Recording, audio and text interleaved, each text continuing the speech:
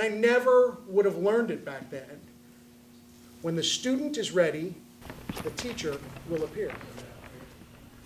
I wasn't ready to learn it. Picture a campfire with a group of your friends sitting around it, and everybody has a story to tell. Now, let's bring your friends inside, leave the campfire outside, and listen to their stories. The ninth thing that you guys should know about me is I don't believe in coincidence. I believe things happen for a reason, and they happen when they should happen. I believe that Wayne wanted to have one last glass of wine with his sister and thank her for all of the great stuff she had done.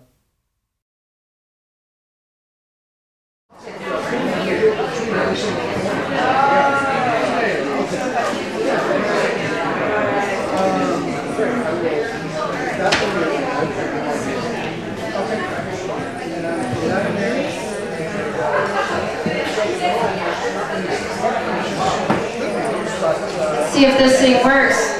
All right. Well, I'm Linda Poston Reader, and Dave, are you ready? I'm as ready as I'm going to be, I guess. Welcome to the Pelican Art Gallery. Again, my name is Linda Poston Reader. I'm the co-owner of this wonderful place, and welcome to our final edition of WestSide Stories this year. How many people have not been to one of these yet? Raise your hand. Oh gosh, you're in for a treat.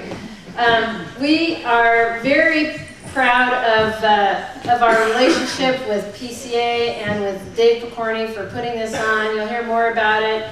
About Pelican Art, we do have a foundation at this point, and that's what the drink money is going to. Pelican Art Foundation supports art in the schools and the community in Petaluma and beyond, and we really appreciate your support of that. We have currently a small work show, small for not only the wall, but your wallet. We even have a couple of our artists. Sandra Spidell is sitting in our audience. She's got a wonderful selection of artwork right back here. Woo! Yeah, so our artists really put out for this show. It's art makes a great gift. It's unique, and it's something that people can treasure for a lifetime. So if you're considering a gift for someone, I really invite you to look at art, not only here at Pelican Art, but we have multiple galleries here in town, and art is just a lasting gift. So with that, I will, I could do a couple other things. Bathrooms are all the way to the back, so if you haven't been here yet, and let's see, there is something I'd like to say, is the space next door is empty right now. It's 3,300 square feet. It's part of this building, and we're property managers. So if you know someone who's looking for a great space downtown Petaluma that has not only 3,300 square feet downstairs, but a really nice 900 square foot mezzanine, please have them come talk to us. Right now we're asking 6,600. It's all on the door back over here, but it's probably negotiable. So it looks like Dave is almost ready. So this has been going on over a year, and we're really glad you came tonight. We will get a couple more chairs. I will do that as soon as I turn over to Dave. But welcome and enjoy the December edition of WestSide Stories. Thank you, Linda. Thank you guys for coming out tonight. Wow. How about a nice round of applause just for yourselves for getting out in this nice cold night? That was not good enough. One more time. How about a nice round of applause? Okay, for those of you that don't know what we do here, 5-minute true stories told live on stage without notes. That's all this is. It's pretty simple. It's daunting to some people, but it's not really. I mean, look around. There's all friends in this room. It's just like you're sitting at a campfire, and you're all going, oh, I got one about that. And tonight's theme happens to be a snowball's chance. So if you have something, well, actually all the sign-ups are pretty much in at this point. We take 10 storytellers for the evening. I think I have more than that signed up tonight, which is nice, but we'll figure out as we go along. We'll pull names out of the hat. Depending on time, maybe we can get everybody in. You just never know. That's the scoop. So my name is Dave Picorni. I'm your host. Real quickly, I'll give you the rundown of how this came about. My wife and I went to New York, saw the Moth in Brooklyn, and is that for Brooklyn or the Moth or? For me and my wife? What was that for? Exactly was that for right there. But regardless, I'll take any sort of positive woos that we can get. And so we went to the Moth in New York and saw this really cool event, and it was just like this. In fact, we copied it to a T, except for how we come up with a winner at the end of the evening. These are 5-minute stories with a beginning, a middle, and an end. They are not comedy routines. If they're funny, that's great, but they don't have to be. That's absolutely not required. They are not political rants. They are not therapy sessions, okay? Come up, tell a story about the theme, and that would be, like I said, Snowball's chance. We saw it there. They charged $8 to get in. I figured it's New York. Let's just knock it down a little bit. And so we only charged $5, and that's a pretty good deal. PCA came on board, and Zach here has been filming us. Zach, as far as I know, is the only person that's been to every single one of these shows. So thank you, Zach, once again. I've missed one myself, so there you go. And as far as I know, it went off without a hitch. So there you go. Let's see, what else can I tell you about this? There will be a bell that goes off at 5 minutes if you are up here telling a story, and that bell means you have 60 seconds to wrap it up. If you go to a second bell, that actually means you're not eligible to win the big prize at the end of the evening. Oh, what is the big prize? $50 whole in cash that I will not tell the IRS about. And you don't have to buy all those drinks either. So that works out well for you guys. And somebody will win $50 tonight. How is that going to happen? Those green tickets that I gave you when you came in, I will pull one of those out at the end of the evening after all storytellers have told their stories. And you, that one person, will decide which was their favorite story for the evening, and that one person will take home $50 cash money. So there you go. And that could be a Christmas gift for someone you barely know. Maybe not. Normally I run the show with my wife and 2 kids here as well, but tonight they're at a different event. My youngest daughter has a band recital, and so they chose to go there instead of seeing me. What's up with that?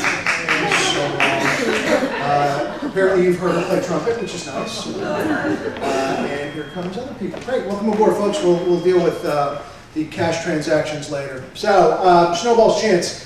I want to tell you a little bit about some growing up a little bit. I grew up in Brisbane, which is just south of San Francisco. In fact, it is the first city outside of San Francisco on 101. The little town right there, Candlestick Park is right there as you're going south on 101. And pretty much your basic community, and played sports my entire life. And I know that's the first thing you thought when I hit the stage. Athlete, no doubt about it. No doubt about it. But I actually was when I was growing up. I played everything. If there was a ball and there were people sweating, I was in, no doubt about it. And we all played together for growing up, the same group of guys. And we used to just be in a league, either baseball or basketball for the most part, and we would get the snot beat out of us every single year. I mean, maybe we would win 1 or 2 games a year. And I'm saying maybe, because I'm pretty sure there were several years where we won 0. But when we got up to be about 8th grade, we had all played together now for maybe 5 or 6 years together, and we actually became a pretty good ball club, basketball team, and we started winning some games. And I don't want to say we got cocky or anything, but it felt good to win. It felt good to walk around that little town with your head up and nobody actually saying things like, it's not whether you win or lose, it's how you play the game. Yeah, you say that when you lose a lot. That's what people say. Not fun, and things like, you'll get them next time, and stuff like that. We actually started walking around, and people were saying, great game, and you guys did a great job the other day, and all that. And it was really fun to win. And you know, it was weird. As I got older and became a parent, when my oldest daughter signed up for soccer, I had no idea how that worked out, and it's changed a lot from when I was a kid. We went to the first game, and I showed up a little bit late, and I asked one of the parents right there, I said, you know, and I thought, at first I thought it was weird because there were no goalies. And I thought, well, that's weird, but it's their first year playing soccer. Maybe they didn't want anybody to get hurt or whatever. And so I asked that woman when I walked up, I said, so what's the score? And she looked at me like I was completely insane and said, oh, we don't keep score. How do you know who wins? And she said, they're all winners. What the hell kind of lesson is that? complete lesson in mediocrity is what that is. You don't learn anything. I learned a lot from losing in sports. There was a lot of character building by learning how to be a good loser, which we learned pretty quickly. But there's also a lot, as we got older and we became better, there's a lot of lessons to be learned by winning and becoming a gracious winner and not rubbing somebody's nose in it. My second daughter started playing softball, and again, they didn't keep score, and I completely didn't get it. And at the end of the season, they all got a trophy. Every single one of them. Which I was like, I don't get this. The winners get, they're all winners.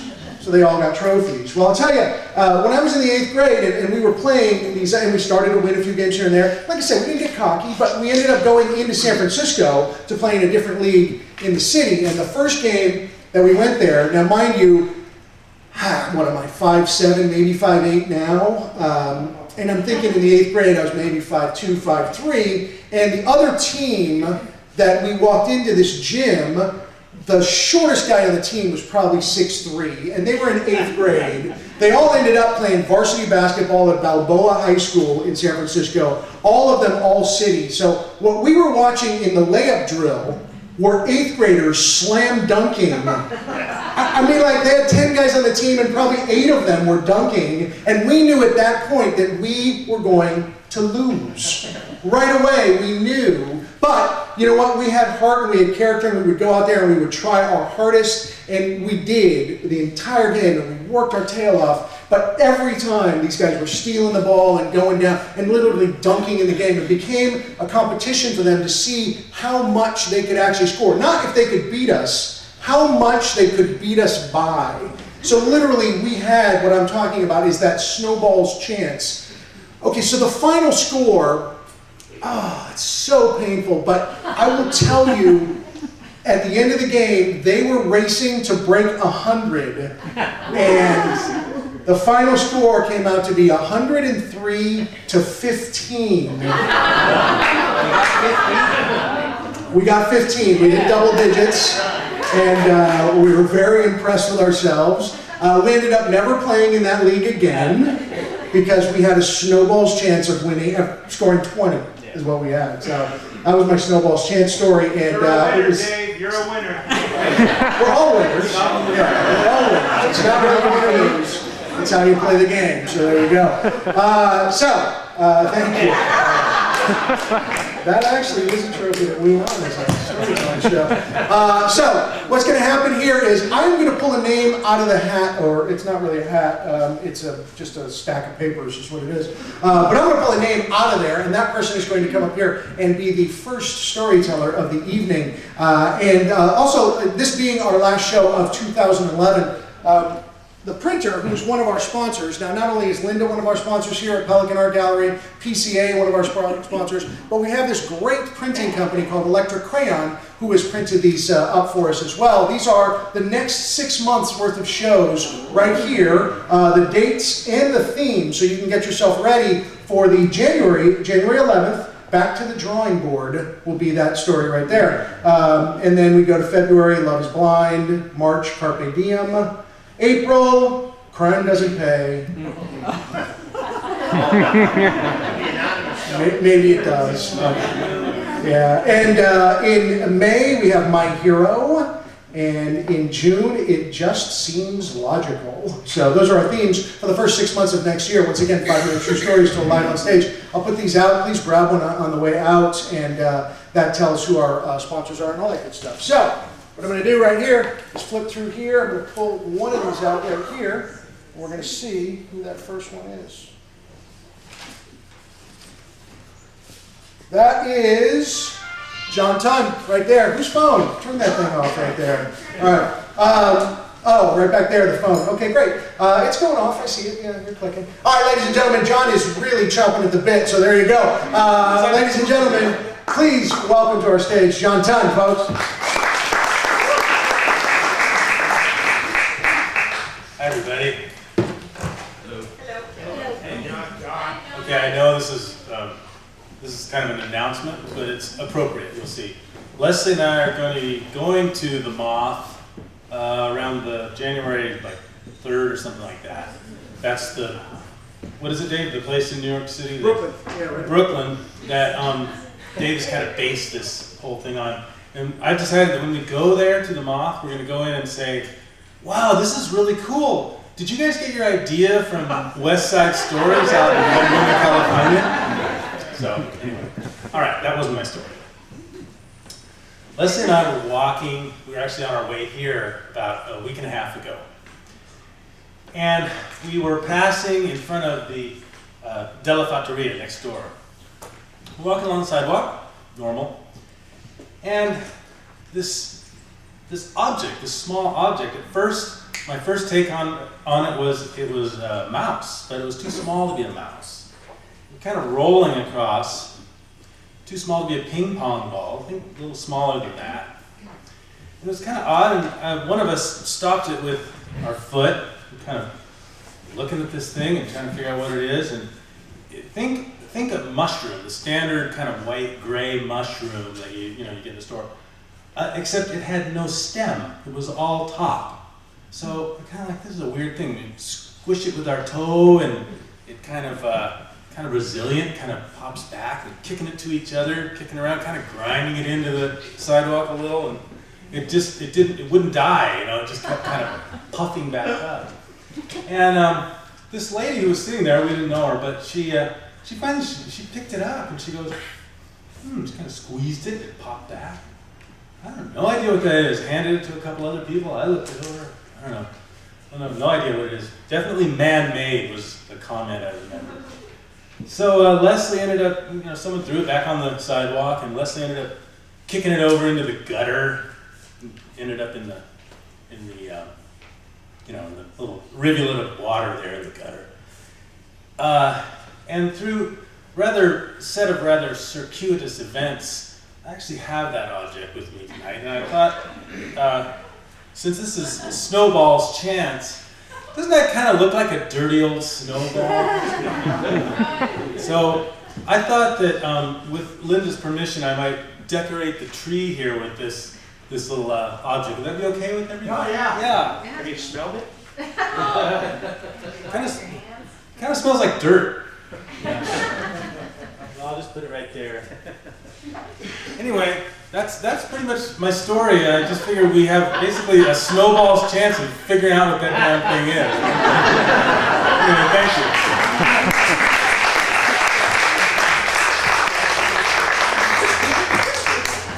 One more time, John Tunn, everybody, there he is. All right, I have a bunch of these here. I'm going to shuffle them up a little bit. I'm going to just pull this random one right there. Let's see who we got. And this person has, I will read a couple of these lovely little short things here in between so that Bruce Allen has an opportunity to brace himself to come on up here. And we have completely random ones here. Normally I go through these first, so I have absolutely no idea. In a sentence, tell us when you faced insurmountable odds. Defeating Mr. Bronker in a badminton duel? Is there such a thing as a badminton duel?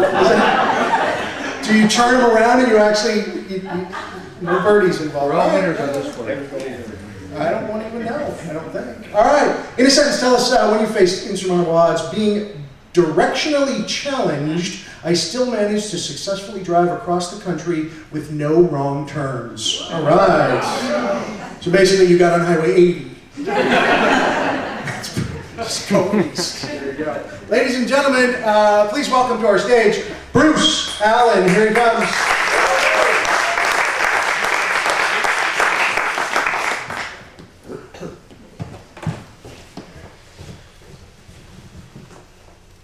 Now, I've heard enough crap from you. What was I do? Supposed to ignore her? Every time I come through that door, she's looking at me and her eyes rolling around and wiggling that little ass of hers. What was I supposed to do? No, don't blame me. I know she's young and she's innocent, but don't blame me. You and your church friends, you don't want to talk about it now, do you? She's got a sexual problem, I'm telling you right now. Look at the way we live around here. We live pretty good. We do. What do you think pays for this? Your mother, my ass, that lousy check once a month, you and her, you go shopping for her, buying her little things, she's got to have that, and she looks so cute in it. Hey, what am I supposed to do? She does that, I give her a little feel, you know. She likes it. Now look. This can't go on. This can't go on.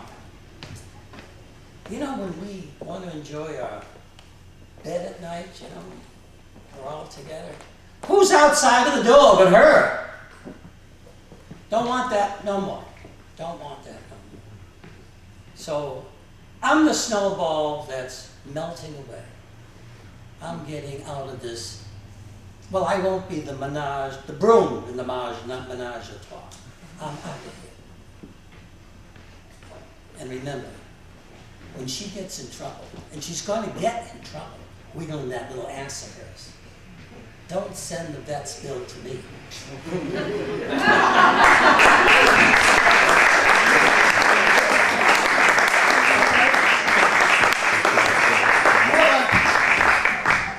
You're like the shortest stories ever. What happened here, everybody? 5 more minutes.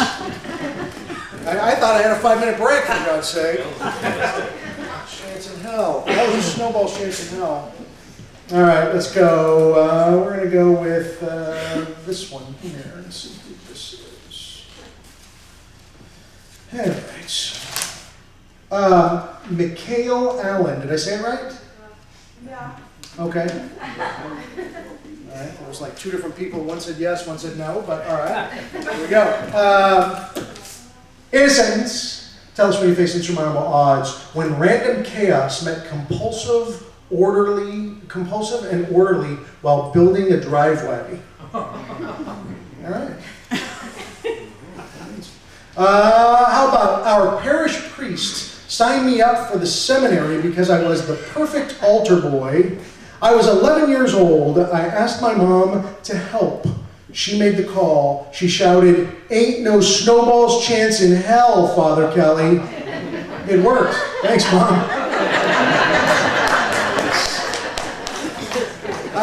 Nikki, are you ready?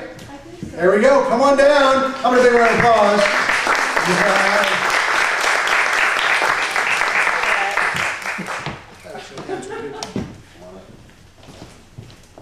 Hi. I haven't been on a mic in years. Can you hear me? Yeah. Okay.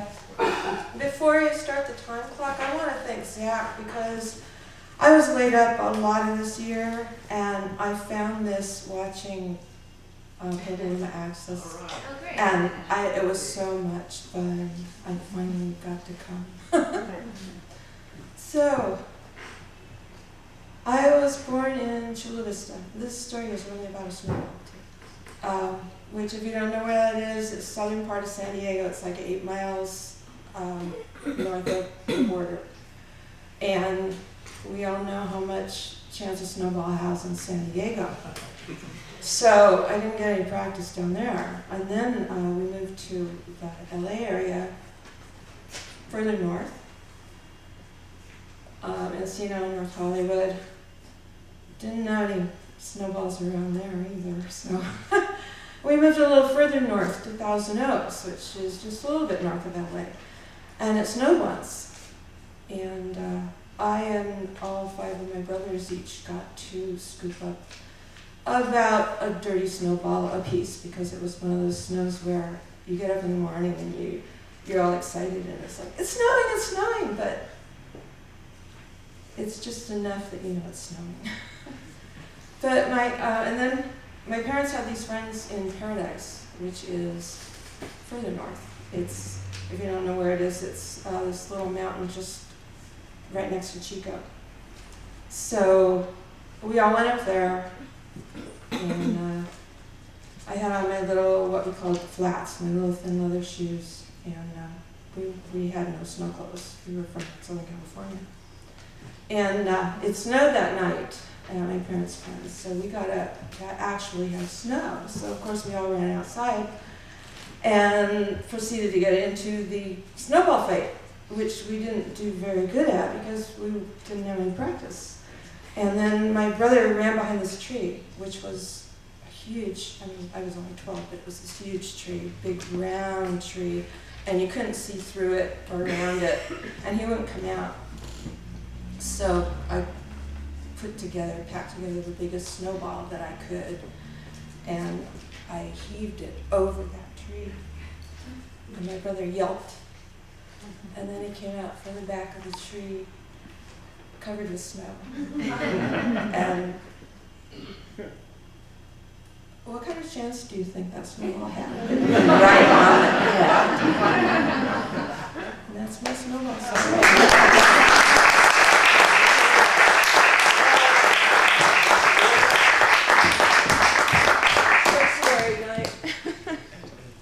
Still got 2.5 minutes. Longer than theirs. I didn't even bring up the little things. Did anybody have any of those little sheets? It's all right. Let's see if anybody randomly has any more of them. Anywhere? No? Bueller? Anyone? You know, there's only like 3 or 4 in the basket. And I know I printed out 42 of them. So there they go. You can pass them down to the end there. It's fine. So, we can do that. All right. I'll just take like 1, 2. There you go. Let me pull out the next name first. Let's do this. Let's separate them. Go here. Go right in here. All right. Let's see who we got here. Bradford Rex will be our next storyteller right there. Bradford is next. And in the meantime, Snowball's chance facing insurmountable odds. I left Humboldt Bay at 2 a.m. in a 30-foot boat on a journey to San Francisco, never having been on the ocean. Oh, and they made it, no doubt, because pretty much wrote it. So odds are they're here. Let's see. Insurmountable odds. Nothing is insurmountable except death. Way to bring the show to a screaming halt. Appreciate the death reference on a regular basis. I need about 7 or 8 more of those. Holiday night going. That holiday spirit right there. Please welcome Bradford Rex, ladies and gentlemen.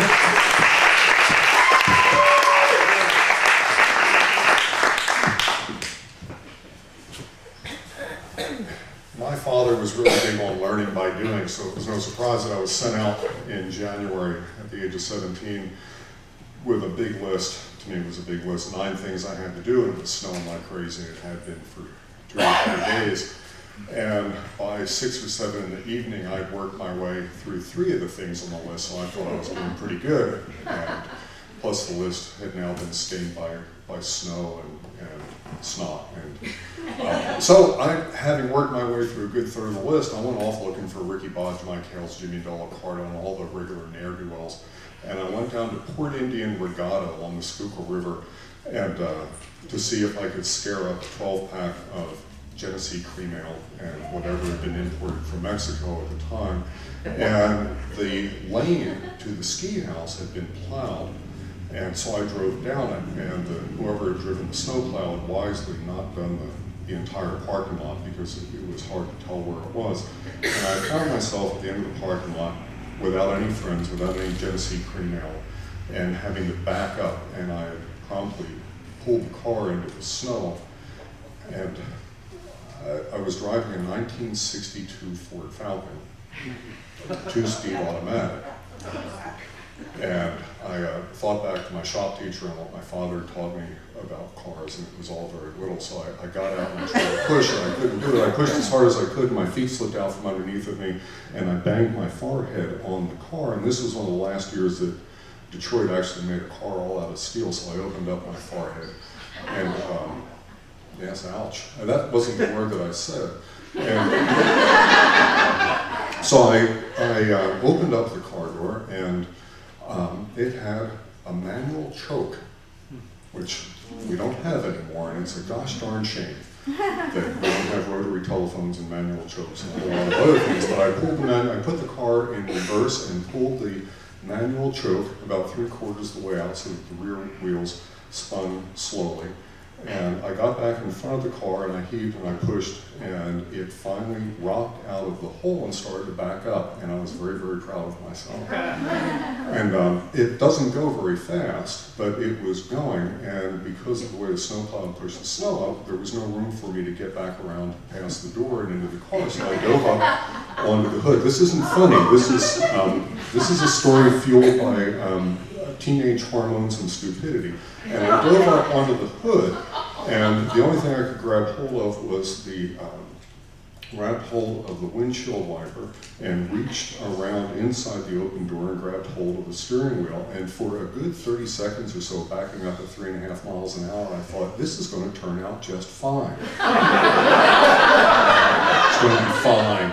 And I was very happy with the way things were going until I hit the end of the driveway and I realized that I had reached a decision gate. And one of the stories of my life is usually picking the wrong thing. So I spun the wheel very hard, and the car backed out, going backwards to the left, and the open driver's side door started to scoop snow off the big snow embankment into the inside of the car, which is a fascinating thing to watch. We weren't going that fast. When I say we, I mean me in the car. We're going backwards and just scooping snow into the inside of the window. Again, I want to point out that I didn't think this was very funny at all at the time.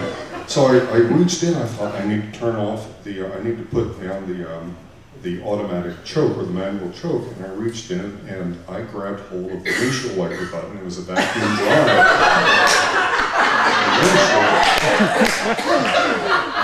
The wiper was going, which was nice because it smeared the blood that was coming out all over the windshield. And finally, once the entire front seat of the car had filled up with snow, and thankfully it was very soft snow, and the car ground to a halt, and I was able to climb over the roof of the car and get inside and turn the engine off and scoop out a lot of the snow. I thought, what are the chances that Dad's going to let me borrow this tomorrow?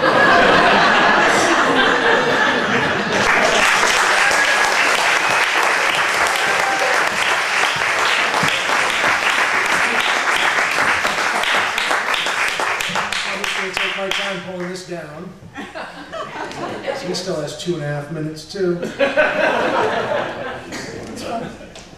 But you know what? It can be said really well in 2.5 minutes. Huh? How about that, ladies and gentlemen? Let's see. Let's mix these up again. Let's go there, and then let's go right in here. Pull this one out. All right. So I'll separate one out with this one. This one is Luke Stoddard right there. Luke, you are next on board.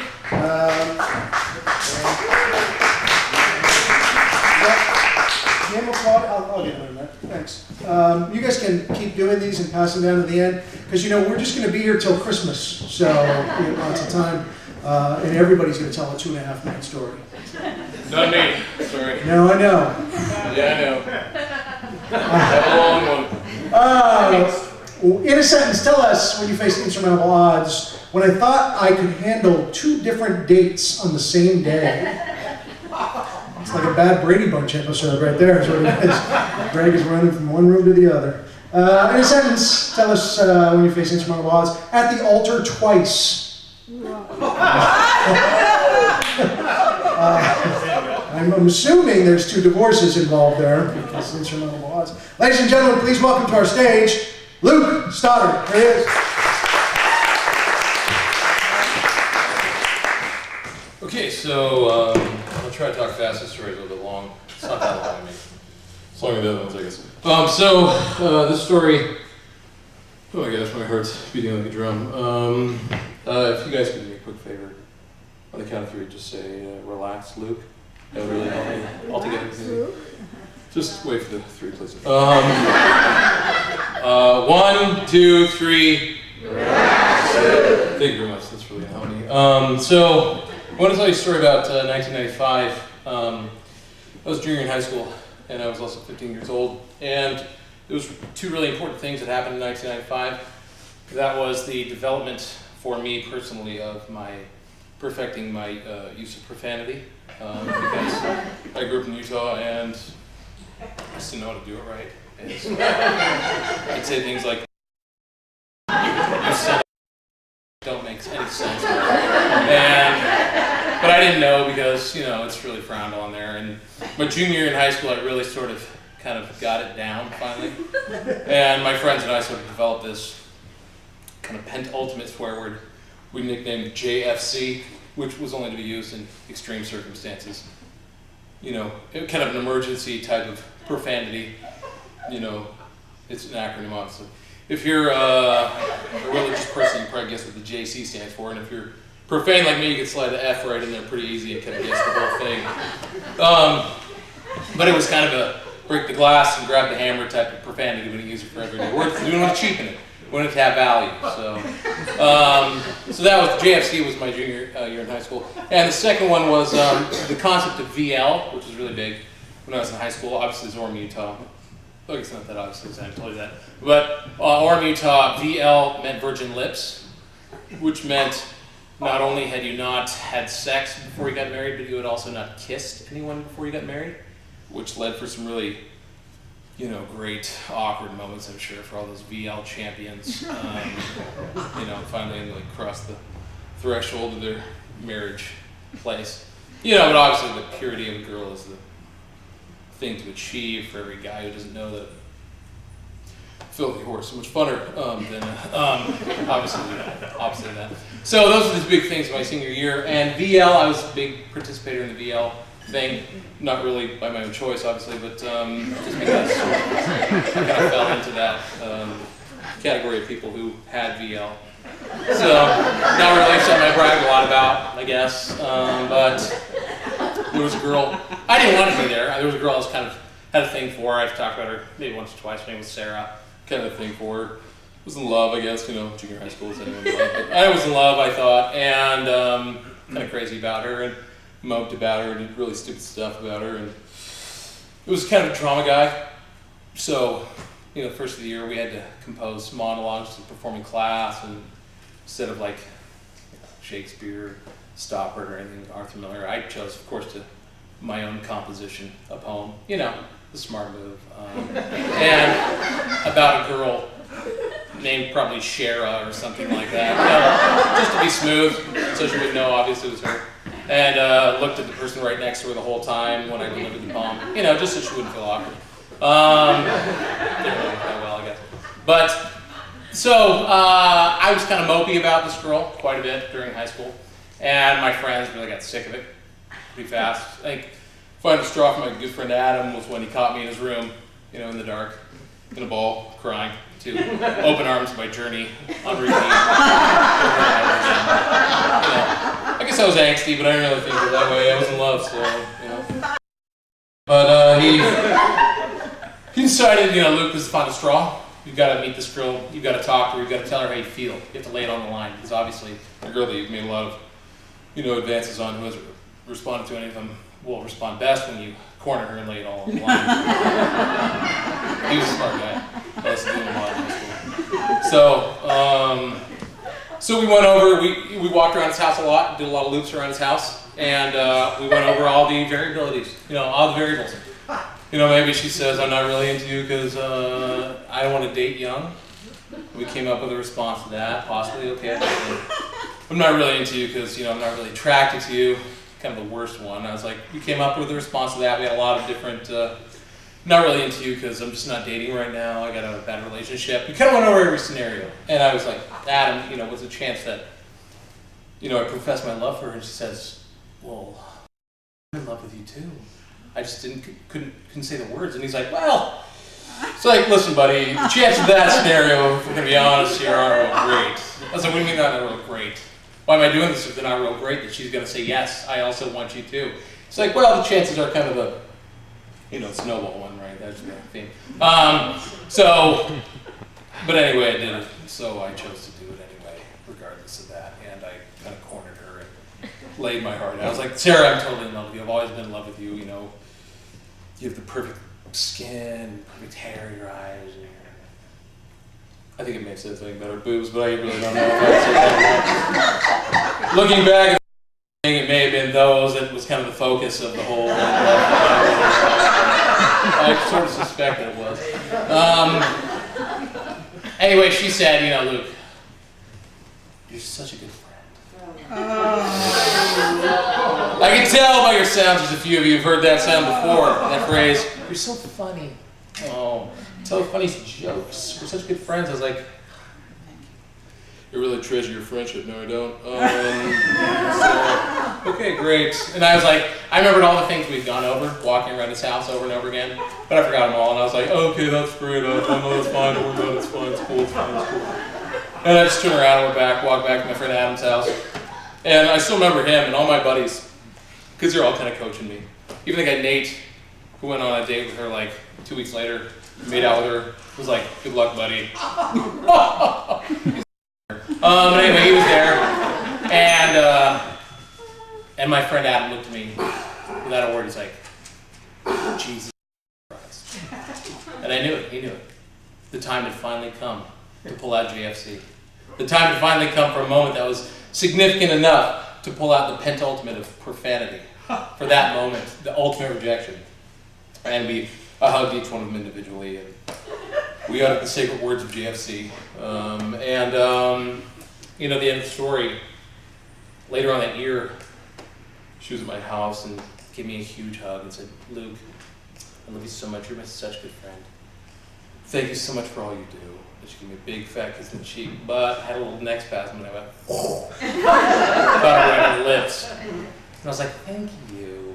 And you know, her VL was mine from that day and has been ever since.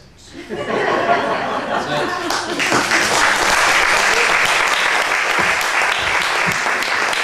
Good story, ladies and gentlemen.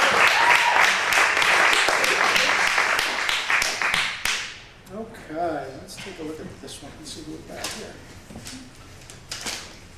This is Renee Hawk. This is my friend Renee Hawk. There you have it right there. She'll be next up. In the meantime, let's find out some of your guys' insurmountable odds. Somehow I thought hitchhiking across Canada was a good idea. The first 100 miles went okay. I reached a small but interesting town. This is almost as long as some of the other stories, by the way. Stay with me, everybody. All right. The first 100 miles was okay. I reached a small but interesting town and put out my thumb. 10 hours later, I was still there. Game over, stuck in Hope, British Columbia. Hopeless. That sucks. But again, somehow they made it back because they're here. Two people. Insurmountable, but yeah, surmountable. Facing insurmountable odds. When I stole lettuces from Farmer McDonald's garden. It's like a Beatrice Potter story, isn't it? It is. It's a little funny rabbit story. Ladies and gentlemen, please welcome to our stage Renee Hawk.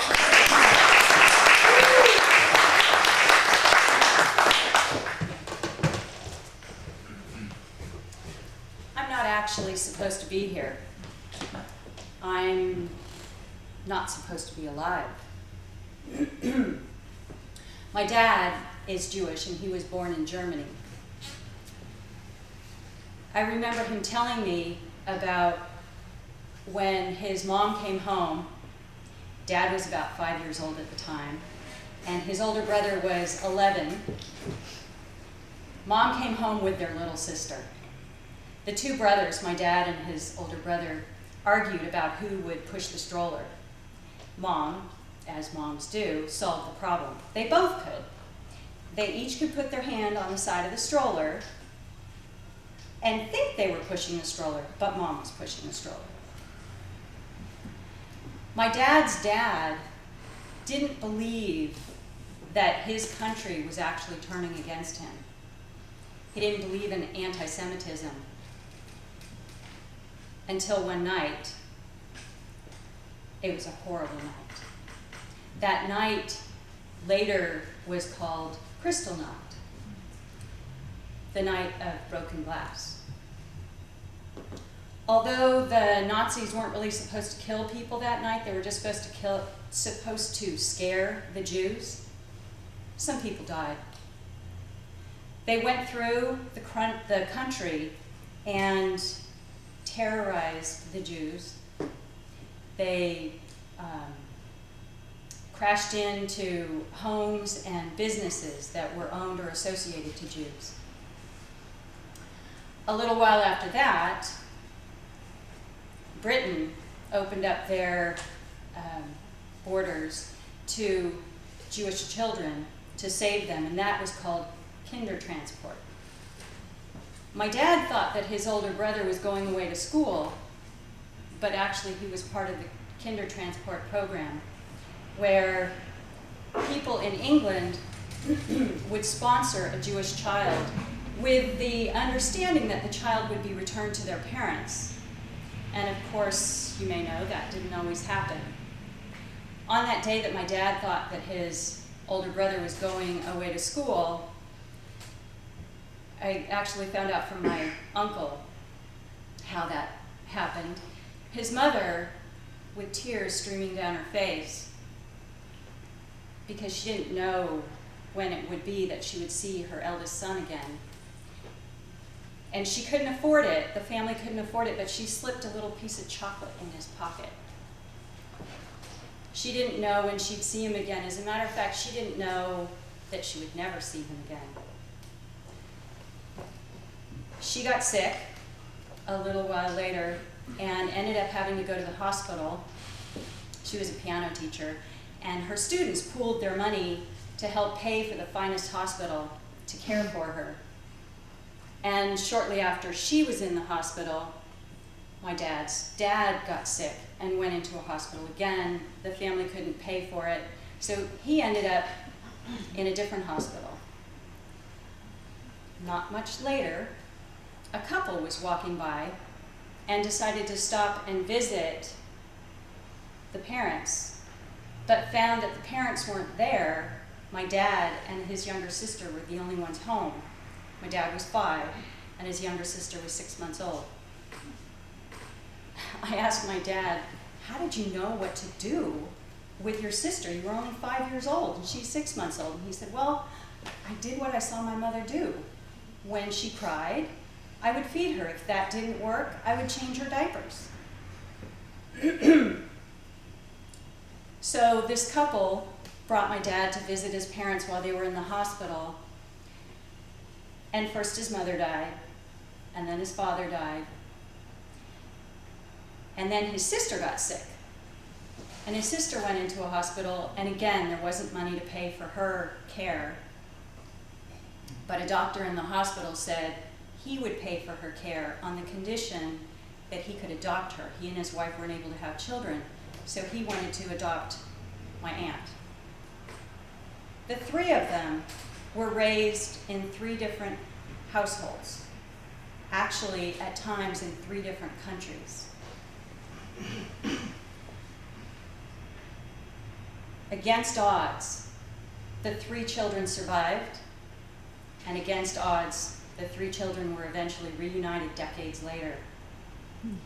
And against odds, I'm here today, and I have the courage and the strength of my dad and his family to thank for it.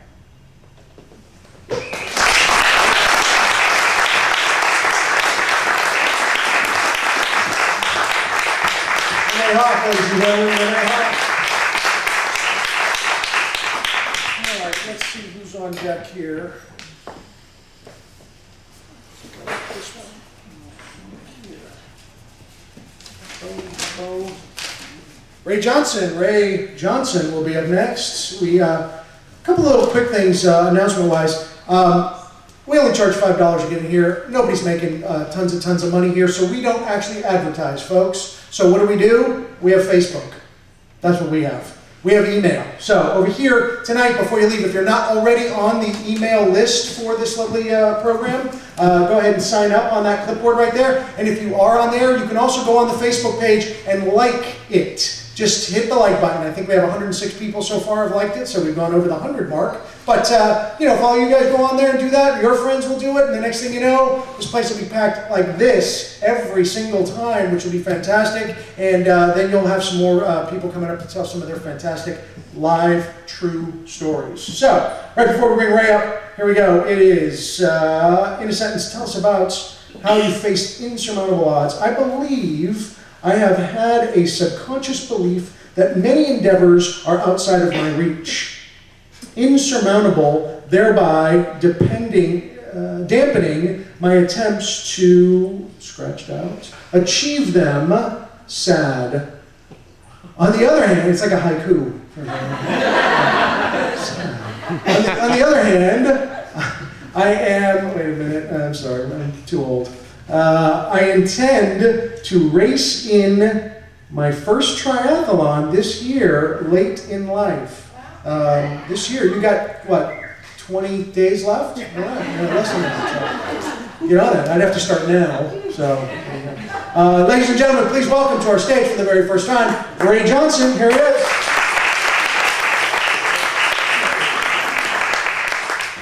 Hi, my name is Ray Johnson, and I'm a candidate for city council. Oh, wait a minute, that's a wet spot on this.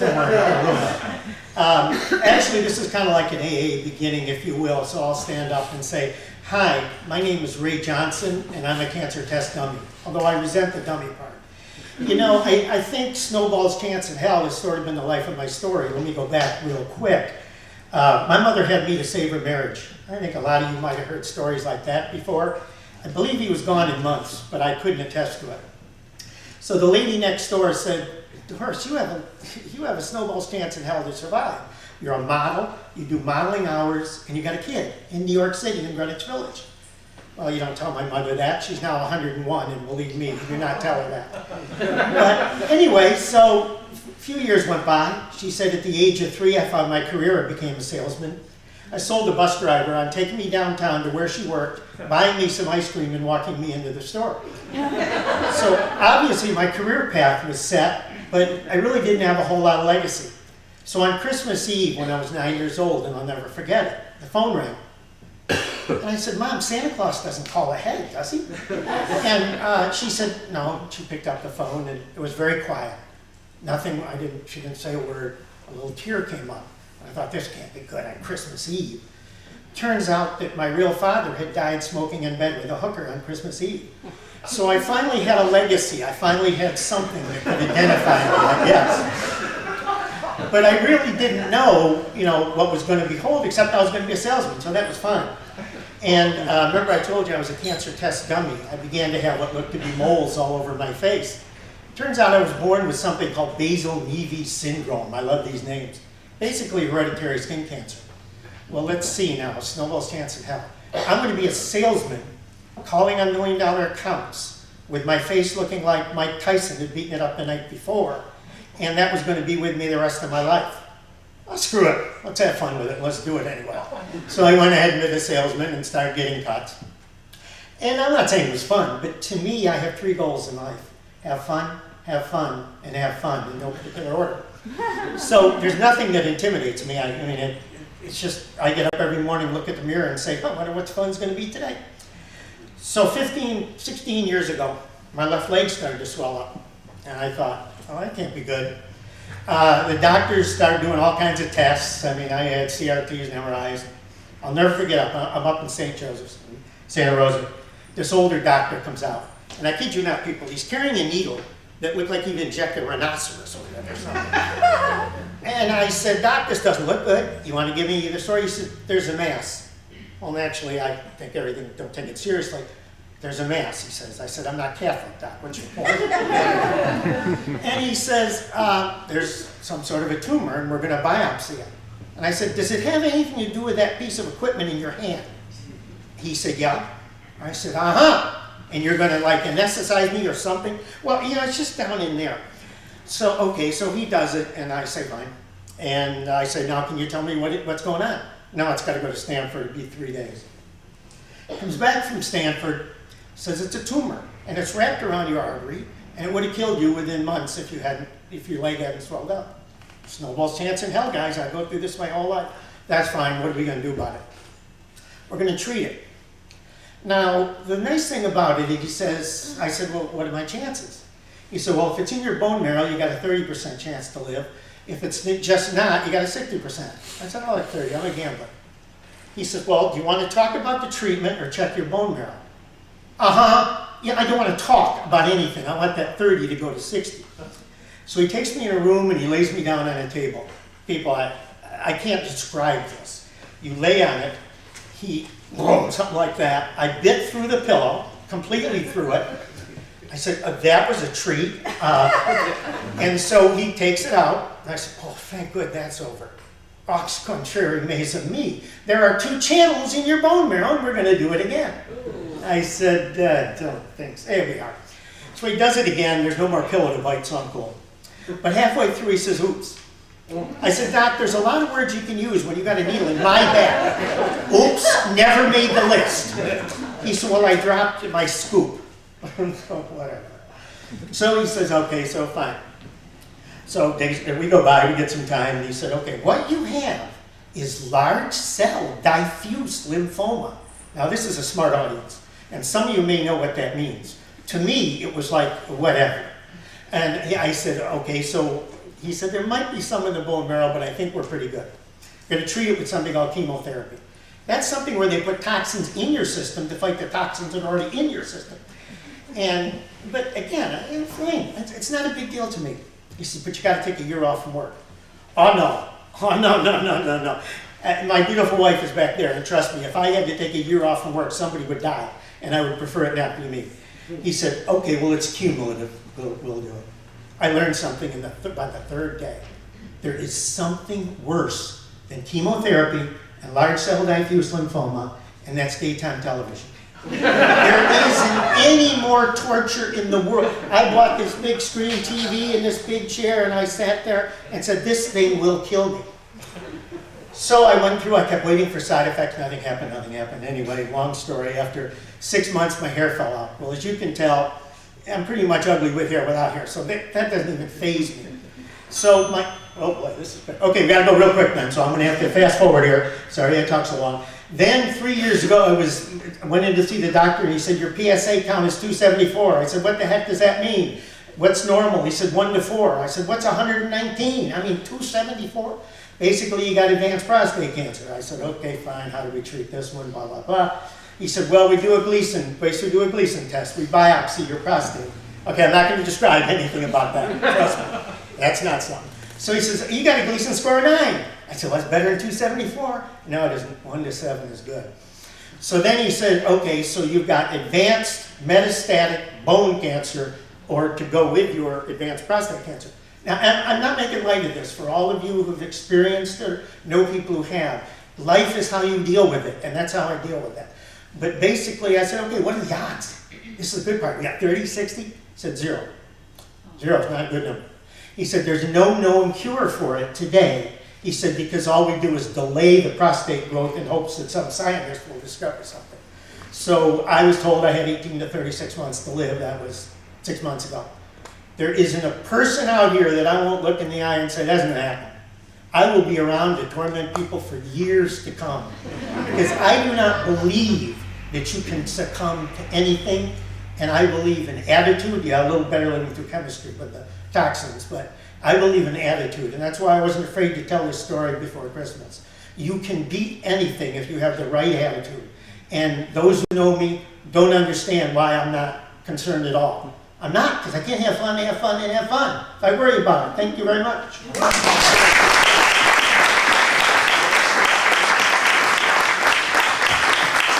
Ray Johnson, ladies and gentlemen, there he is.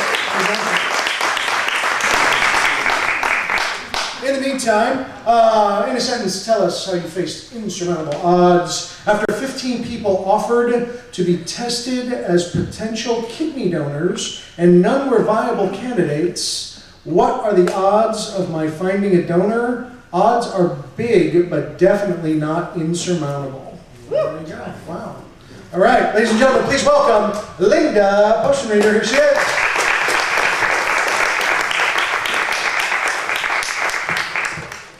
Thanks. Wow, that's hard to follow. Although part of my story is about cancer. A year ago, December 18th, my mother-in-law succumbed to cancer. She was a beautiful woman, and unlike Ray, she was very much concerned about her looks. And she was 86, and I remember we were in Texas, and we would wheel her into bed, and she couldn't stand, but she could sit. by the sink and floss her teeth and comb her hair and make sure she had washed and got her ponds on her face. And we went through that during Thanksgiving of last year. So we had been there for all of Thanksgiving, and she was taking a drug called Tarceva at that point, which the side effects are really horrific. And for her, they really took her dignity away. So she decided not to do that anymore. We had some really nice days with her, making sure she wore a new outfit every day, and it was. She just did a great job of shopping. She bought a lot of our clothes. Donna and I are pretty much her size. And so last year after she died, one of the things that we had to do is go through her closet. And she had an amazing amount of clothes. And Donna and I, because we're so similar, decided that we would keep most of her clothes. In fact, this sweater is one of the sweaters that she loved to wear during the holidays.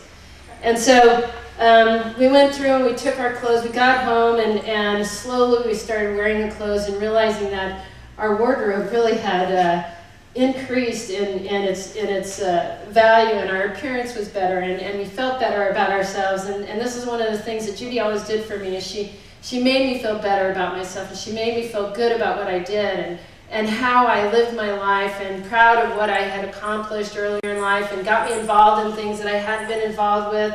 And so she was a great influence in my life. And so 2 weeks ago, we went down to the Light Up a Life down at Central Park, where they give you candles. Has anyone been to that? Wow. If you have a loss, I would highly recommend. Hospice is an incredible force. And you know, Petaluma has one of the oldest hospices in the United States.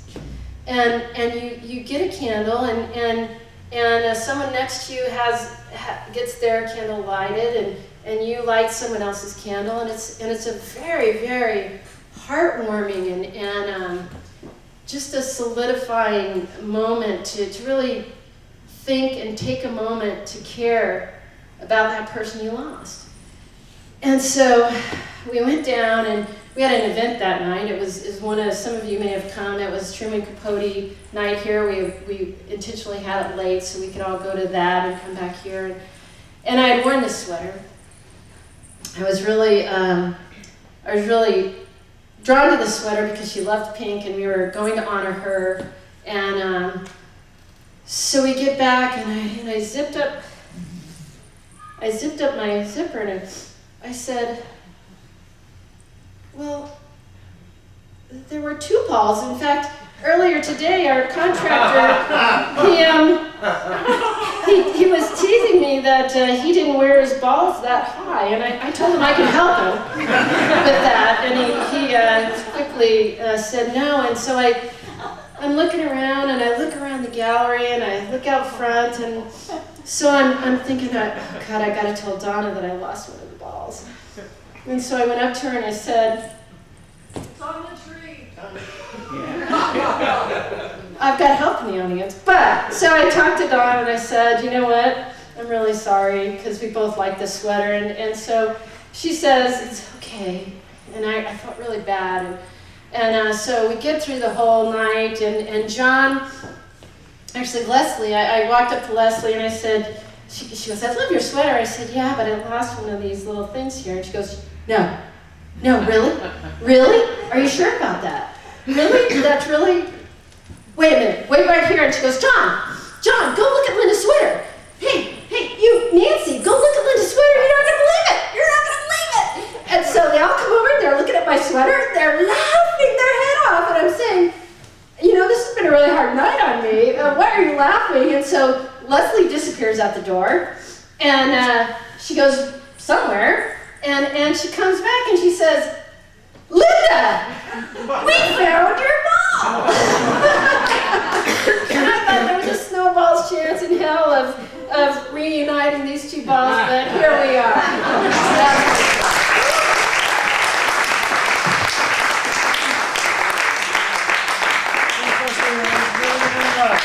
One more time for Linda right there. And let's see, we're going to go with this one right here. Let's see what we got.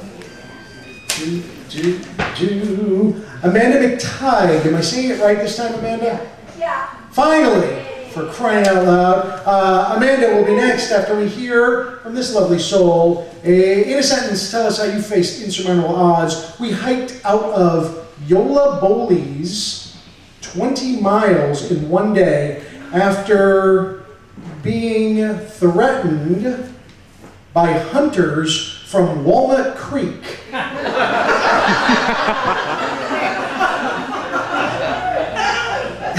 And then at the very bottom it says reverse deliverance. I'm not exactly sure if that means the Ned Beatty thing or what, but on that note, we're going to bring Amanda up to the stage. What am I going to do? Amanda? Not enough people turn these in. What am I going to do? There you go. Please welcome to the stage, ladies and gentlemen, Amanda McTighe. Here she is.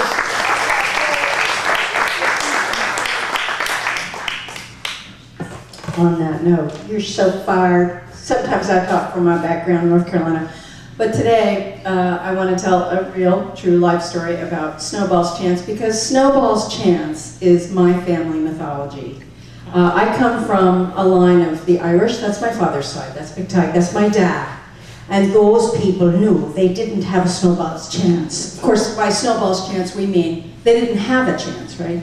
So those people got on boats and they came over here. And they knew the only way they'd get anywhere, because they lived in a world where, and my father remembers this, signs in the stores that said no mix.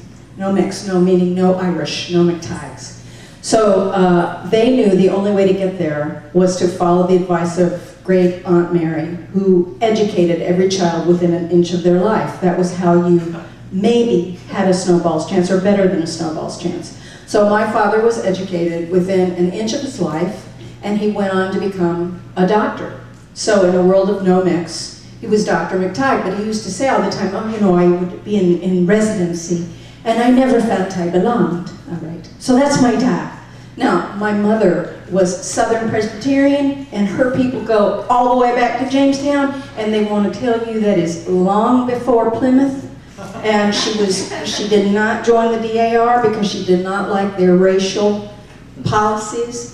But she went way, way back. She went so far back. Her father's name was Davis, and her mother's name was Davis. That's true.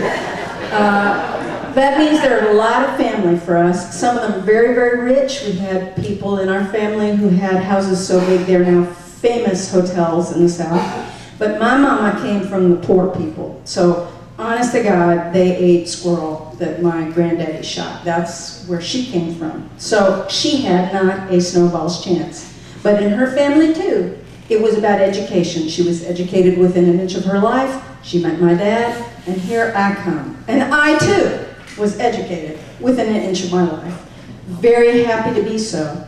And that ended me up at Yale, which was a huge privilege. But I was aware, this is what's interesting about Snowball's Chance, I carry that heritage with me.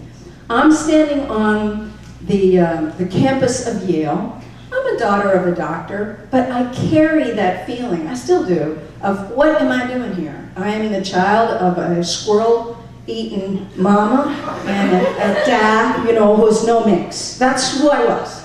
And I so remember my first week at Yale. I'm in my fancy, I was so proud of it, my fancy wool coat. It's 1973, so it was short and it had faux fur. Oh, I just thought I looked like gangbusters. And I'm lost, and Yale is so fancy. It's like a bunch of little palaces. I was in Silliman, which is one of the colleges. It was Sunday. I was looking for somewhere to have maybe a piece of pizza or something, and right across from Silliman is the Graduate Music School. I'm standing in between those two on the sidewalk, and a young man comes up to me and says, "How would you like to go hear Vladimir Horowitz?" What? Come on, we're going right now, get on the bus. Come on, we're gonna go hear Vladimir Horowitz. I get on a bus with graduate students. It's a little shuttle bus. There are about 25 people on there. There's a professor, and they explained to me that Vladimir Horowitz, the pianist, he over the course of his career had many nervous breakdowns. And so he had not been playing in public for 6, 7, 8 years at that point. And he wanted to make a comeback. In order to do so, he wanted to play for friendly, small audiences. And so they had contacted the Yale School of Music and said, send down some of your grad students. Somebody couldn't make it. I'm standing there in my navy blue coat with my little fur, and I guess they thought it would be funny. I mean, it was obvious that I felt like a gnomic, squirrel-eating mama person. Let's just blow her mind. They did. I got on that bus. I promise you this is all true. I drive into New York City. I've only been to New York City once in my life. We go to the Upper West Side. I don't know where that is. We go to a townhouse on the Upper West Side. This is the Horowitz residence. We get out of that bus. I'm just quiet and I'm just following these people. I don't know what to do. There's a doorman, in we go. We go up some stairs. We're in the residence. We're on the first floor, and the residence is tiny. It's a townhouse in New York, so that means it's not as wide as this space. You know, these are railroad spaces, even the Horowitzes. But we're in this sort of railroady floor, and we walk into a room. There's stools set up here for us, and at the far end is a Steinway that takes up the whole room, and in front of the Steinway is a Steinway, meaning Mr. Steinway. He's there because everybody is so nervous to make sure that this is just right. So we're told, we're sat quietly, and of course the grad students are all behaving, but I'm really behaving because I really know I don't belong. And in comes Madame Toscanini, who is Mrs. Horowitz, who was Toscanini's daughter. Wanda Toscanini is the woman who married Vladimir Horowitz. She comes in with her poofy hair, goes and stands with Mr. Steinway, and the two of them explain to us that, much like I am right now, Vladimir Horowitz is terribly nervous, and we are to just listen and be kind if we would. And sure enough, like seconds later, I was pretty close to the door. Here's Vladimir Horowitz right here, walking into his own living room, and he looks just like those pictures. You know, he's got the wonderful big nose, and he's got the wonderful bow tie, and just a little sweaty, very nervous. Goes to the front, bows, sits down. We get Chopin, we get Scriabin, we get Kinderlieder. I'm just, you know, it finishes, we applaud, off we go to the bus. The grad students are all kind of snippy. The man is 70, for God's sake. And they're a little snippy. He missed a passage here. I'm just in tears. It was so amazing. And I'm simply telling you this story to say that in that phrase, snowball's chance, what my people knew is that the important word is chance. And they worked to give me that chance. And I'm so grateful. So happy holidays. Time, ladies and gentlemen.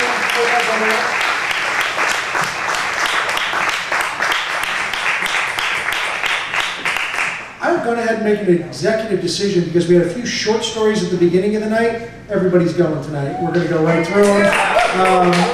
There's 4 more people, and why shut anybody out? So we're just going to move right along and pull this one out right here and say that the next storyteller is going to be Robert Salcido is our next storyteller, and he'll be up here right in a second here. Here's this right here. This is the last one I have of these, so the next people will be right up. In a sentence, tell us how you face insurmountable odds. I failed to study for a difficult exam, but passed with a B. It was PE. Ladies and gentlemen, please welcome to our stage, Robert Salcido. Here he is.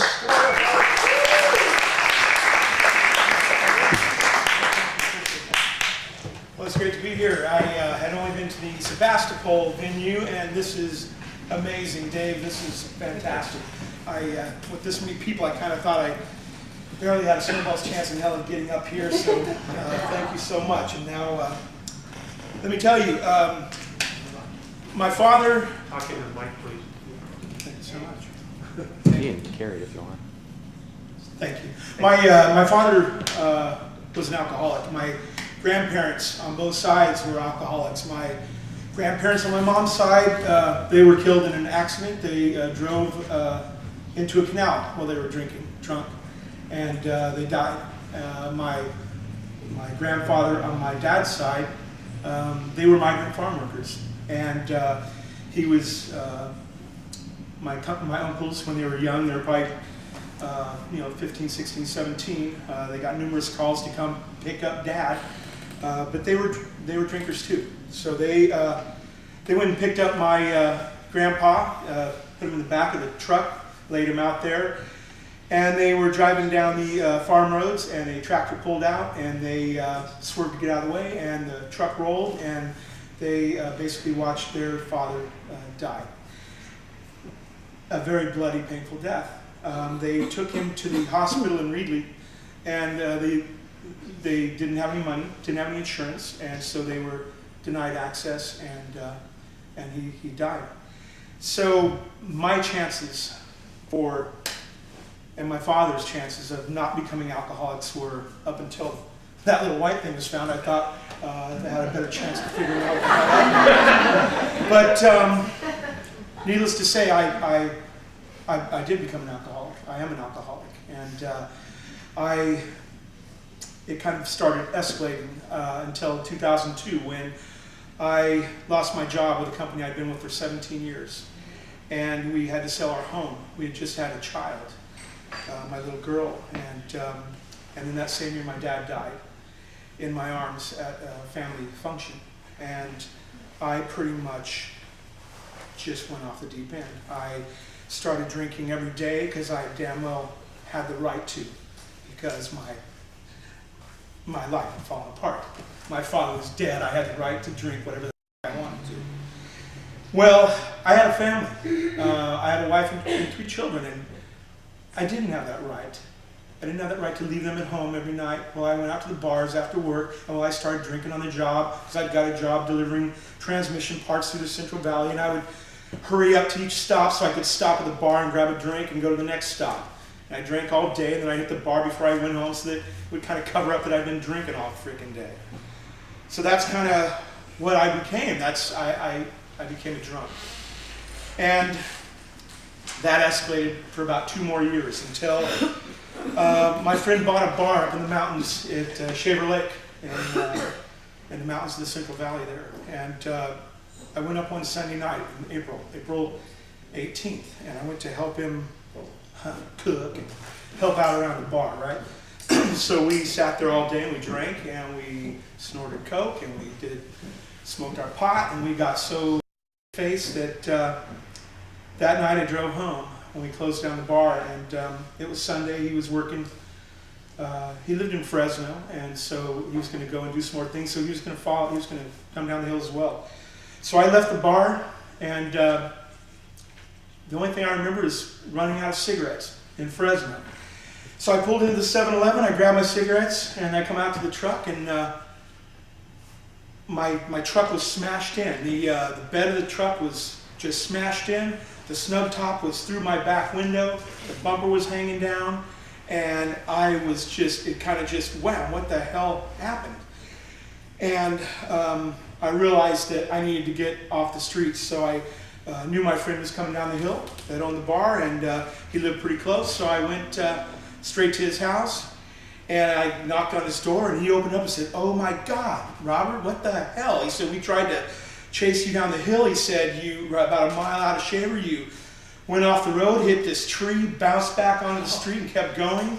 He said, "We got to Fresno, and you were running red lights, and we finally just let you go." And so I had to make that phone call to my wife and tell her again, you know. I mean, I had done this little small things. My wife would wake me up in the morning and say, out on lawn, you know, doors were wide open, and I'd pull it back in the driveway there, but nothing like this. And so anyway, that next day, I mean, that was my truck. That was my work truck to drive those transmission parts. So I took the car, and I was driving, I did about 300 miles a day.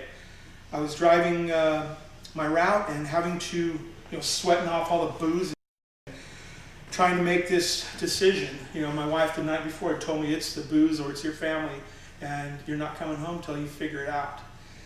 And that was it. I mean, it was decision time. Well, meanwhile, at my father's funeral, let me digress a bit. My father's funeral, he had become, from a farm worker's son, to the president of the Butchers Union in the Valley, 23 years as president. So there was hundreds of people at his funeral. It was a small Reedley Cemetery. Lots of trees along the river, but like one tree every 100 yards in this cemetery, small cemetery. Well, we had got him a place right underneath this tree. Well, 500 people around this tree, this white dove had flown in and flew right under the branch, right there. And I mean, everything stopped. And this is a Catholic family, so I mean, this was you know, an angel. This was my father's angel, and I will hurry up. Anyway, back to the driving. So I'm driving my route that day, and it's at the end of the day, and I've passed every bar that I used to stop at, and just making these decisions. Let me just stop and have one more drink, you know? Well, I'm driving along, and here comes this car just beating down on me. I look at my speedometer thinking I'm speeding, it's the cops, great, and I probably smell all the booze I'm sweating off. And anyway, this car is coming up. I'm watching it just come closer and closer. I look back and it's like, wow, that's a cool car. It's like this old Cadillac. It's this white Cadillac, the big bumper in the front. And it's nice, man. And it just comes, boom, and I see it, and it comes up around me, and it pulls up in front, and it slows down. It's all tinted windows. And I look down at that license plate, and it says WHT DVE, White Dove. True story. And right then I knew that, you know, that was my decision. That was the strength I needed to make it through. And that was 2,795 days ago. And so my snowball's chance, I made it.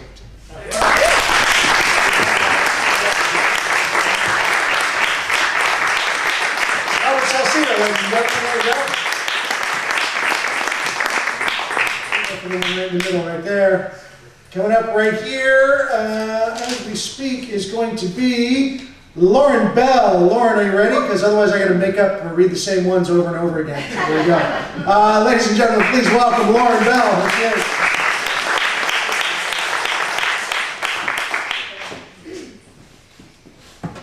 Okay, I don't deserve to win tonight, so don't even, you know. These stories are really. And I'm going to dedicate my story this evening to Dave. For a couple reasons. One is it's the last story, and it's the last of the year. And this has been a great thing for me and everybody that I've spoken to about storytelling. I just loved it, and it's really enriched my life. But when started talking, when I heard the theme, Snowball's Chance, what came to mind for me automatically was, oh yeah, relationships. My relationships. I actually, just to give you an example of what I'm talking about, I actually broke up with somebody saying the following: "It's been a great summer."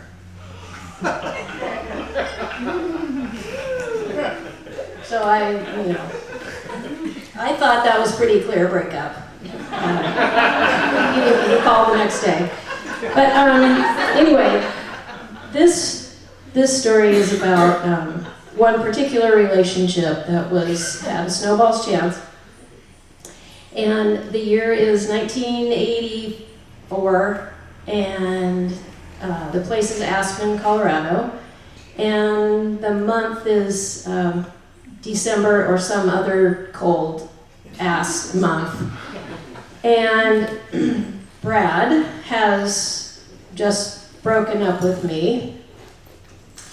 And Brad was somebody that I was completely, absolutely, madly in love with, head over heels, and apparently he liked me a lot, but that's too. So it's snowing, and I was supposed to go with Brad to see Nicolette Larson, who had come to perform in Aspen.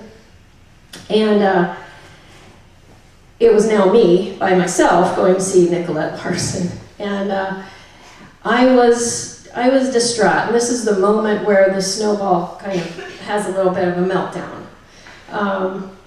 So it was freezing cold, it was snowing, we had to wait outside to get in to see Nicolette Larson. For some reason, they weren't letting us in, and we had to stand out there for about an hour. And at this point, nobody knew that Brad and I had broken up, so everybody I was running into says, "Hey, where's Brad?" I'm like, I don't really know where Brad is.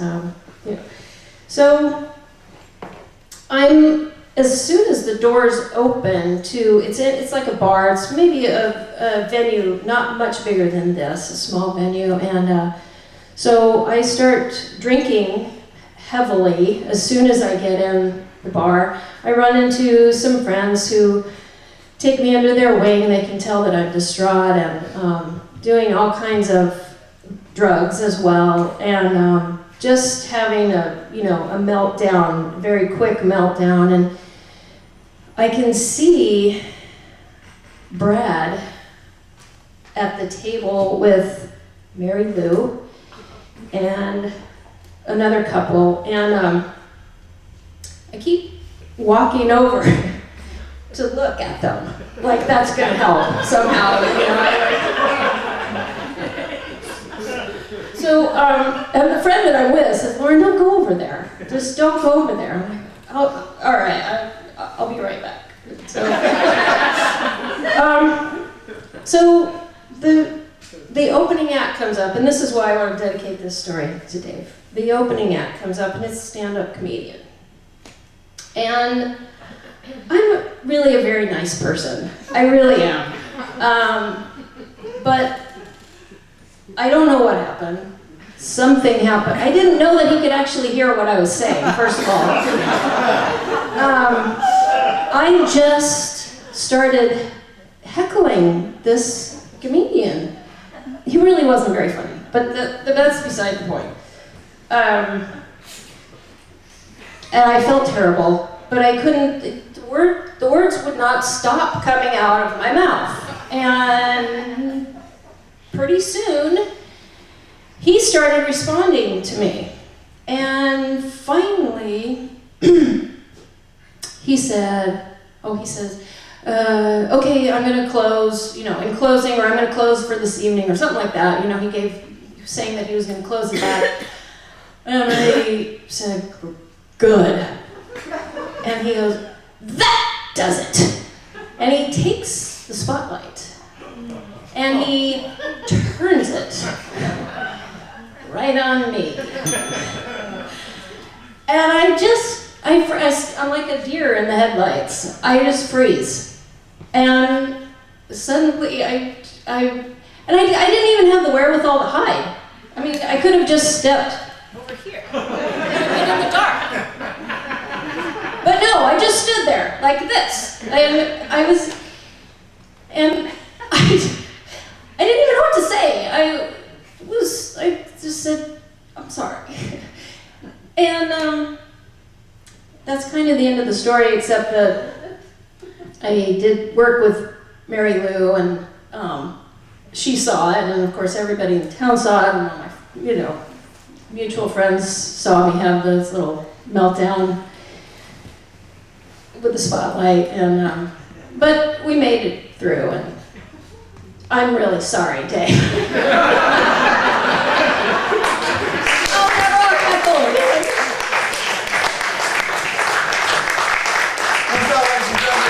Right there. We're going to go right to this one right here and see what we got.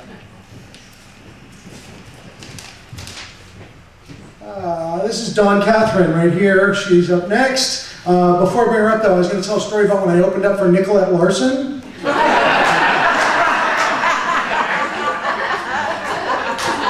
But I'll tell that next time. Ladies and gentlemen, please welcome to our stage Dawn Catherine. Here she comes. I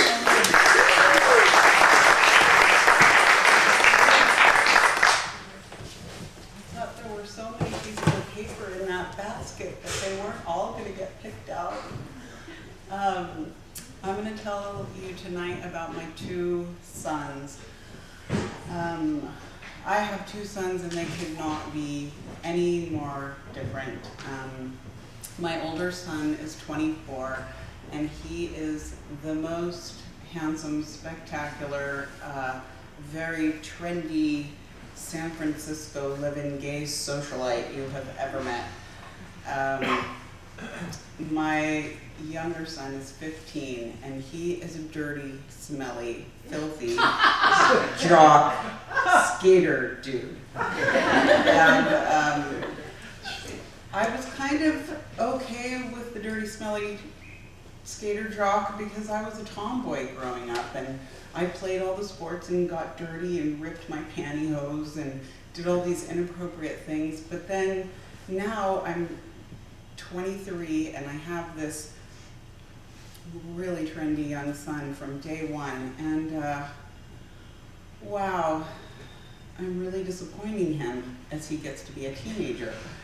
And I realized that he was going to try and straighten me out and teach me a little bit about my style and how to look a little bit better, et cetera, et cetera. And he started at around 9 coming out of his room and saying, "You're not wearing that to work today, are you?" I would think, okay, well, I tried to kind of spiff myself up a little to be a little more accessory conscious, etc. And I thought I was making strides until one of the times I was in San Francisco just a couple years ago, and he lives there, and I was still living in Marin at the time. And I went into a building in the city with him, and when I came out, my car had been vandalized, and they had bashed out all the windows, and I noticed that my briefcase had been stolen.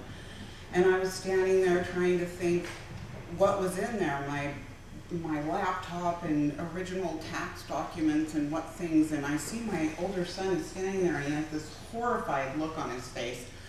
And I thought, oh my God, what can be worse? And he reaches in through the shards of glass and he pulls up this strap. And I realize he's holding my purse, my handbag, this handmade wool leather Tibetan shoulder bag that I was wearing. And he says, "This is so disgusting that even a common thief didn't want it." I mean, we're clearly not on the same wavelength at all. And so began the barrage of gift giving, Mother's Day, Christmas, and my birthday, where I now was receiving Dooney and Burke handbags, Louis Vuitton, what are some of the names? Prada, Coach, Signature, black on black, white. I'm not supposed to wear this one after Labor Day, but before Easter or something. It's all really confusing, and I'm trying to do a good job of wearing the purses I'm supposed to when I see him. And I'm really thinking my ratings are coming up, and I'm trying to, every once in a while wear a skirt or something to cheer him up. And we're in the city like a few weeks later, and we go to get coffee, and we're standing behind this woman, and my son is standing there with me, and he lets out this little gasp. And I'm thinking, wow, what? I follow his line of vision. And I look down and I see that the woman in front of us is wearing these shoes. And these shoes are black and very trendy. And they have this thing in the front, this platform thing, and then they go up really high. And then they go to the heel and then they come down to this point thing. And she walks elegantly out the door, And my son looks at me and he says, "Just once before I die, I would love it if you would wear a pair of shoes like those."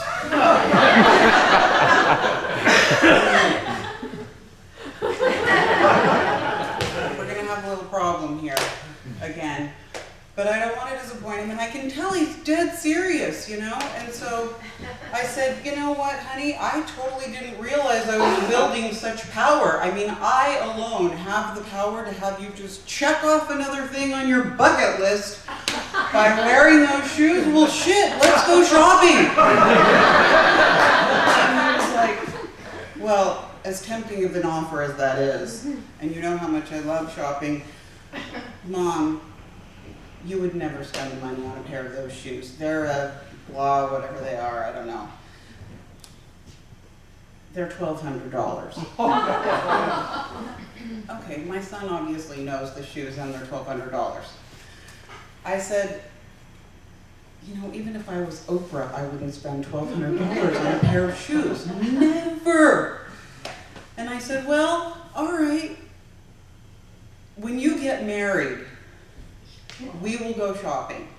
And I swear to God, I will buy, and I'll spend a month's salary. I'll buy those shoes and the matching handbag. And you can pick out whatever you want me to wear, and I will wear it if that is going to make you happy. And he looks at me and says, you're just saying that because you know I'm never getting married. And it was at that moment that I realized, you know, I don't have a snowball's chance in hell of ever being trendy or fashionable enough to have this young man be proud of me. But then, I'm not going to give up.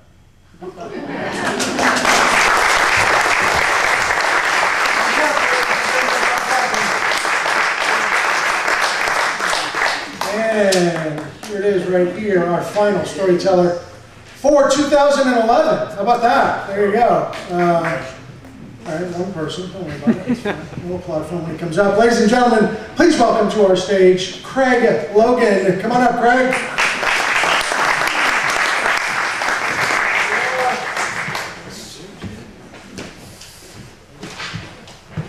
I am a proud member of the Marine Actors Workshop. I think I've mentioned that here before.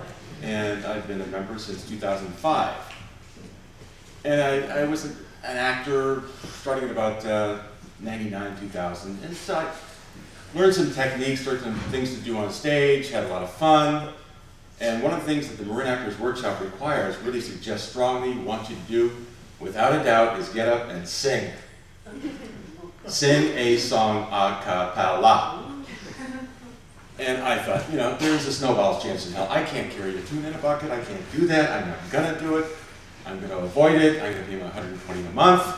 And we're just going to go on from here. The relationship is going to stay strong. I'm going to act, and I'm going to learn, and I'm going to love it. Singing, no, thank you. I can't do it. So I started to get a little bit bold last year. And I think, well, maybe I'll pick a song where I can kind of act it out, and maybe the lyrics will come out somehow. I'll make them come out of another part of my body somehow. You know, I mean, I was getting into advanced techniques, and I can make it come out of my elbow, my armpit, something. Not here. I didn't have the breath technique yet, or the confidence to do it. And I couldn't. I could remember lines, but words and lyrics and blend them together and get feeling and soul and all that stuff. You know, I just really envy people who could do that. And so I thought, okay, I'm going to try Down in the Valley. You know, that's a simple song, and it's got some emotion to it, and the people in the class love me, and they're going to be with me. And I tried it, and it's, you know, I mean, it's like I remember there was a part of the movie, Oh Brother, Where Art Thou, where the musician said, we're going to sing this song, it's going to be in the neighborhood of B. You know, I was kind of in the neighborhood of whatever key it was supposed to be. I didn't even understand what a key was. But I got through it. And then I really started to get bold. And I thought, when I was 20 years old, I saw the Fiddler on the Roof, and I wanted to sing, and I wanted to beat to Paul, and I wanted to sing, If I Were a Rich Man. If I were a rich man. Oh, God, I wanted to sing that so bad. I wanted to be able to get on stage and sing that. I wanted to do it a cappella. I wanted to be my own accompaniment. I wanted to have extra sound effects coming out of every part of my body. And so I practiced for 2 weeks in my cab, and I got all the lyrics blended together. There's no way I was going to forget one word. I knew it, backwards and forwards. And I got to 4 o'clock before the 6:30 call at class, And I knew that I wasn't going to be able to do it. There was no way I was going to get on stage and sing that song. It was terrifying. And I was so well changed now. And I thought, you know, I can't give this up. I can't wimp out. This is ridiculous. And so somehow the thought came to me, I'm going to have to come up with something more emotionally terrifying than this and get through it in the next 2.5 hours. What the hell? What is that? What can I do? And I think I mentioned here a couple times that I've been taking care of my mother as a primary caregiver for the last 6 or 7 years. And I'm not in the habit of telling her that I love her. In fact, I've never done it in person, directly. Say, Mom, I love you. Never. It's not in my experience. I don't know. I said, well, that's it. That's what I have to do. And she was in the other room waiting for me to put some salve on her shoulder because she had a little bit of a rash. She's 86 years old. She suffers from dementia. And she still teaches a piano lesson, but for the life of her, she can't remember when the student's going to show up. It's a very bizarre condition. And, you know, there's not really that much pain, but adjustments, a lot of them. But this was way too terrifying. And I thought, I'm going to have to do this. I'm going to have to go up to my mother and tell her directly that I love her. And so I take the salve out and I start putting it on her shoulder. And I look at her. And this is a person, I mean, 20 years ago, I took her to a doctor's appointment. And she's geographically and emotionally from the Northwest, the frozen chosen people. And, you know, I mean, what she said, I didn't know what the address was, and she just said, I'll show you when we get there. And she said, turn left here. And what I could have sworn she said was, turn left here, and why aren't you a doctor instead of the big lump of failure you turned out to be? Yeah. That's the imaginary dialogue I had in my head. And it was just automatic rejection. And so I thought, how am I going to do this? So I just said, okay. You know, I'm really glad that I'm taking care of you. In fact, I've been taking care of you better since I've been back in town every day. I'm not in Petaluma anymore at the relationship up there. And I said, you know, I'm glad I'm here. I love you. And she said, oh, you're my big boy. Then we just went on. There was no emotional schmutz anywhere. It was okay. I just said it. She accepted it. And I went on.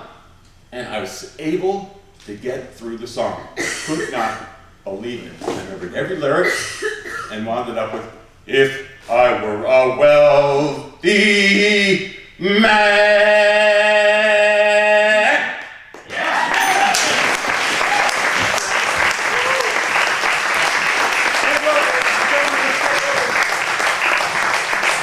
All right, folks, here's the point where those little green tickets are going to come into effect. First of all, how about a big round of applause for all the storytellers that you've seen tonight.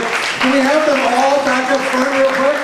Every storyteller, please come on up front. Have a seat at the corner of the stage, please. While they're doing that, I'm going to remind you guys to grab next year's calendar. I'm going to put them right over here. Grab one on the way out. There we are. Someone is going to choose. Let's see, we got, yeah, it's a full group. Somebody can come back if they'd like. There we go. You got your line ready over there? You got a line ready for this one? I hope so. Everyone have their little green ticket ready? Okay, so what you need to do right now, folks, is in your mind, take a look at all these storytellers. Remember the stories that you heard tonight. And right now, inside each and every one of you, remember which one you enjoyed the most. Because as soon as I call your number right here, I just want you to say it was, boom, that person. No thinking about it at that point. Right now, you're thinking about it. And the number comes up to be, excuse me, 646-4830. Who has 30? Can't see because it's too dark. Then you can just make one up. There you go. How about that? Linda's got it under control. One more time. 30 are the last numbers. All right, forget that. Yeah, we've got some too, you know. Here we go. How about 47 are the last two numbers? 47. I took these all from the inside of the roll. There's another one. All right, let's try this one. 6-2. Who has 6-2? No way. Yeah, just leave it there. You don't have to choose yourself. That's okay. How about, well, this is absolutely never happened before. We're going to go with number 38. Who's got 38? Come on, guys. I swear to God. There she is. Right there is number 38.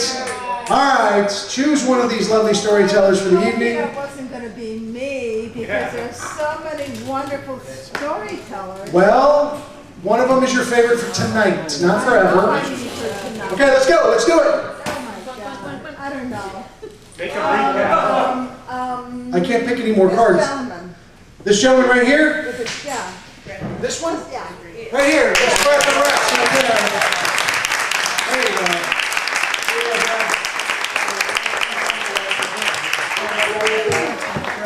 Ladies and gentlemen, thank you very much. Have a great end of the year. Happy holidays to you all. And we will see you January 11th. Grab a calendar, hit the Facebook page, do the email. Thanks, Zach and PCA, Linda, and Electric Crayon. Thank you guys. Good night.